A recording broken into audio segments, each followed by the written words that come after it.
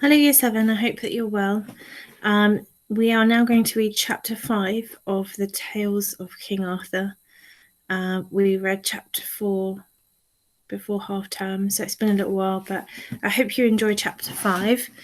As always, you can read along with me or you can just listen. But let's get going. So, Chapter 5, How Sir Tristram Kept His Word. In the days when King Arthur had established his kingdom, he was called Emperor of Britain and its 3 islands. Nevertheless, there were kings who were rulers in their own lands, but they held their sovereignty of Arthur and had done homage to him and sworn fealty. That basically means that they're loyal to him, that they swear to follow him, even though they are rulers in their own parts of the land. In Wales there were 2 kings, in the north there were 11 kings, and these he had conquered in a great battle by Sherwood Forest. In Cornwall there were 2 kings, and in Ireland 3 kings, but all gave service to the great King Arthur. That part of Cornwall, which was called the Lands of Tintagel, formed the kingdom of a prince named Mark, and he owed certain yearly tribute, or truage, to King Anguish of South Island. It befell one day that King Anguish sent a messenger who came to King Mark as he sat in a hall, and said, Sir King, my master bids me say that the truage which you owe unto him is unpaid for 7 years past, and if it be not paid, he will demand of you double the sum. Now King Mark was a man of a mean and covetous mind, and he loved not to give money. Therefore, to put off payment for a little while, he made answer thus. Covetous means to hide things or to keep things. He's a bit tight, a bit stingy. Okay. Tell your master that we will pay him no truage, and if your lord says he will have it, let him send a trusty knight of his land that will fight for his right, and we will find another to do battle with him. When King Anguish heard the message, he was wondrous wroth, which means he was very angry, and called into him the brother of his queen, Sir Marhaus, a good knight of prowess, nobly proved, and besides a knight of the Round Table. The king craved of him to go and do battle for the truage due from Mark of Cornwall. Sir, said Sir Marhaus, I will gladly go and do battle for you on this saucy king or his knight. I ween ye shall have your truage to the last groat, for I fear not the best knight of the Round Table, unless it be Sir Lancelot, and I doubt not King Mark hath no knight of such worth and prowess as I. So in all haste Sir Marhaus set forth in a ship, and in a little white cast anchor, and in a little while cast anchor, fast by the shore, where, on 2 high cliffs, the castle of Tintagel frowned upon the sea. It basically means that he goes on his ship, he casts anchor, so he drops his anchor by the shore, where there are some high cliffs next to the castle of Tintagel. When King Mark understood that so noble a knight as Sir Marhaus had come to do battle for the truage, he was full of sorrow, and wept as he looked upon the bags of gold in his treasure chest. He knew of no knight of his court that durst face Sir Marhaus, and he feared much that he would have to part with his gold. Basically, he doesn't have any good knights. Daily Sir Marhaus sent a message up to the castle gate, demanding payment of the truage, or that a knight should come forth and do battle against him. Then King Mark let make a proclamation through all the lands, that if a knight would fight to save the truage of Cornwall, he should fare the better as long as he lived. But the days and weeks went by, and no knight came forward. Then Sir Marhaus sent at last the message, which said that if within a day and a night a champion for King Mark came not forward, he should depart. All that day King Mark was sore and ill of mind and haggard of face. Basically means he's feeling very angry and very stressed, and could never stay still, and was forever faring with his barons to where he could look down upon the ship of Sir Marhaus and see the knight waiting in his armour. Late in the afternoon, as the king stood thus, gnawing his nails for rage, and so hot and wrathful that none of his barons dared to speak to him, there came 2 horsemen riding swiftly into the courtyard of the castle, and at the sound of their horses' feet, King Mark turned eagerly. Basically means the top here where it says he was hot and wrathful, that he was really angry, and none of his barons, they were all scared of him. They didn't want to speak to him. A young squire was the foremost rider, and he was a youthful, handsome, and tall, with brown curly hair and blue eyes. He was dressed in a surcoat of red satin and a mantle of crimson trimmed with gold, and on his head was a cap of rich purple, and his feet and legs were clad in fine leather, with gold bosses on his shoes. Alighting easily, which means he gets getting off his horse, alighting easily, he doffed his hat and came towards the king. Sir, said he, if ye will give me the order of knighthood, I shall do battle to the uttermost with Sir Marhaus of Ireland. King Mark looked the young man up and down, and saw that though he was young of age, yet he was passing well made of body, with broad shoulders and of big limbs.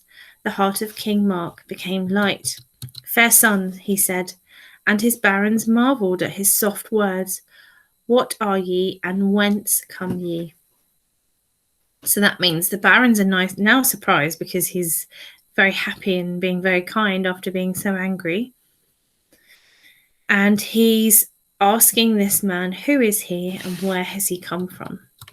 Sir, said the youth, I am come from King Talloch, Prince of Lions, and I am a gentleman's son. And your name and birthplace, what are they? My name is Tristram, sir, and I was born of Lions. Young sir, said the king, I like your manner, and I think ye should be a good man of your hands.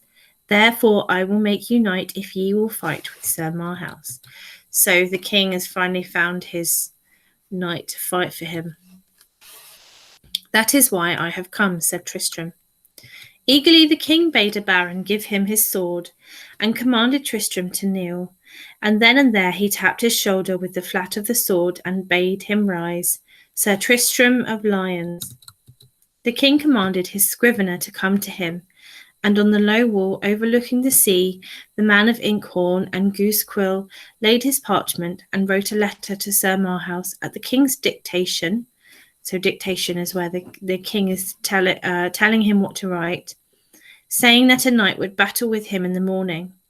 A messenger was sent therewith without delay, and the king went in to supper, snapping his fingers and joking with his barons in great glee. So basically, the messenger's been sent very quickly to deliver the parchment, and the king is now very happy. But in the midst of supper, parchment was brought to the king, and his face fell, and he commanded the new-made knight to come from his seat and stand before him. Hark ye, he said, his face dark. I think that's like saying, listen.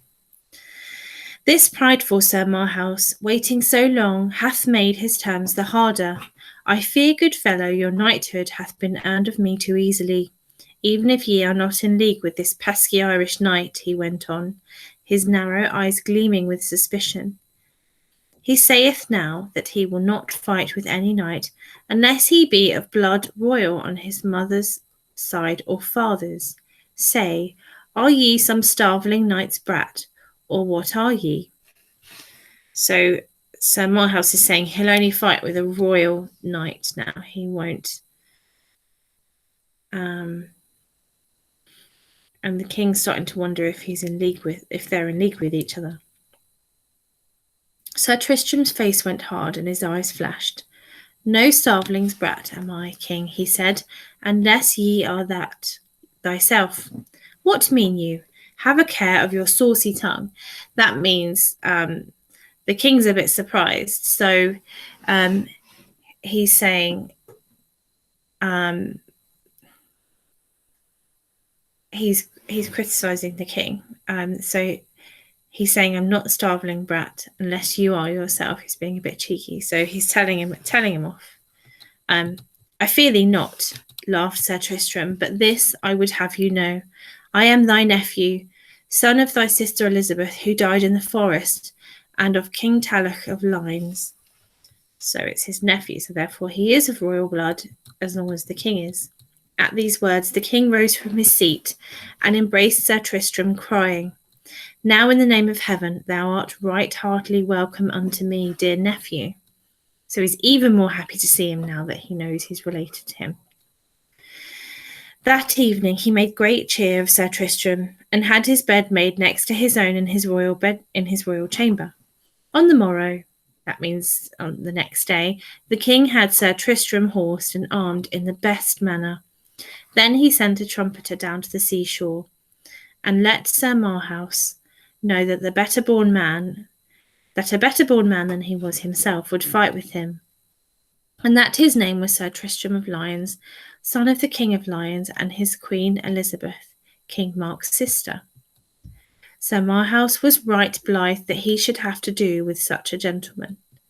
Then it was ordained that the two knights should battle on a little island near the ship of Sir Marhaus, and so young Sir Tristram and his squire were rowed thereunto.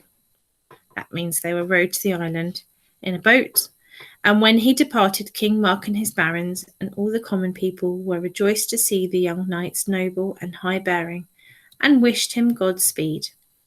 So they wish him well, and they're happy that he is of royal blood.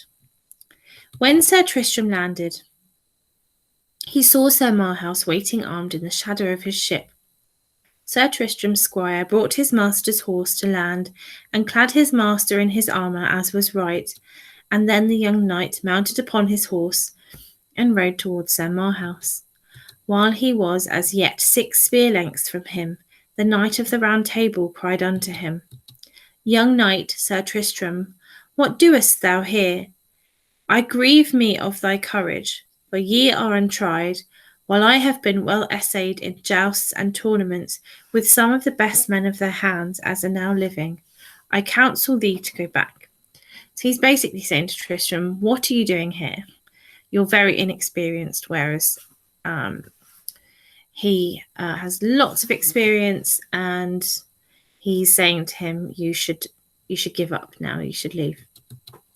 Fair and well-proved knight, said Sir Tristram, I am for thy sake made knight, and I have promised to fight thee, and I will do so, as much for mine uncle's sake as for what worship I may win from doing battle with ye, who are one of the best renowned knights of the world. Then I would have ye know, fair sir, said Sir Marhaus, that no worship shalt thou lose, if thou canst only stand against 3 strokes of mine. For by reason of my noble deeds, seen and proved, King Arthur made me knight of the Round Table. Sir Tristram answered him naught, and then they dressed their spears and spurred their horses, and ran so fiercely against each other that both were smitten to the ground, both horses and men. But Sir Marhaus had struck a great wound in the side of Sir Tristram, yet so eager was the young knight that he knew not of it. So basically he's injured, but he's not letting it affect him. They leaped up and avoided their horses and drew out their swords, and with shield on arm they lashed at each other like fierce wild boars.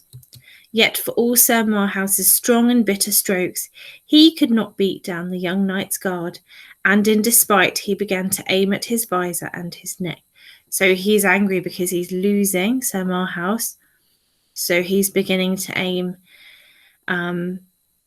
at Tristram's visor on his face and his neck, which are weak points in his armour, and they'll be easier to pierce with the sword. At this, Sir Tristram was wroth, he's very angry, and struck him more furiously. Thus for 2 hours the battle waged, and both were sore wounded. But Sir Tristram was the fresher and better winded, and bigger of limb and reach, and suddenly he heaved his sword up high, and closing upon Sir Marhaus, he smote him with so mighty a buffet upon his helm that the blade shore through the steel even into the brain pan. He basically cut into his head through his helmet. And we've got here an image of Sir Tristram wounded. I think that must be the king. And there's a witch giving some advice on his wound. So fierce had been the stroke that the sword stuck fast in the bone and the helmet. And Sir Tristram pulled thrice at his sword before it would loosen. So he had to pull 3 times to get the sword out of Marhouse's head, which is gruesome. Sir Marhaus sank to his knees, and with a deathly groan, then he threw away his sword and shield, and rising staggered away towards his ship. Sir Tristram swooned and fell, and his squire came running to him, just as the men of Sir Marhaus's ship came and drew their master on board. Then they swiftly set their sail and flew over the sea. Great was the mourning of the barons and the people of Cornwall when it was known how deep and wide was the wound which Tristram had received from the lance of Sir Marhaus. Many famous leeches came and searched the wound and strove to close it, but none availed. When 2 months had passed, came an old woman, a witch wise in leechcraft beyond all others, who was called the Mother of the Mists, and who lived in the great shuddering moor, where only trolls dwelled, and no man ever dared to go. She also came and searched his wound at the king's desire. When she had made her search with many mumblings and strange words, she turned and looked keenly at the king. Her eyes gleamed like beads. Her skin was wrinkled and dark, and she laughed a soft little laugh. "Lord King," she said, "this fine man's wound is poisoned, and naught can heal it this side the great water. But if he goeth whither the spear came from which poisoned it, he shall get whole of that wound." So it's saying that he needs to go to the place where the spear came from that injured Tristram, so that he can heal. "'Tis well," said the king, "he shall be sent to Ireland." "Aye, aye, aye," said the woman, and laughed in Sir Tristram's face.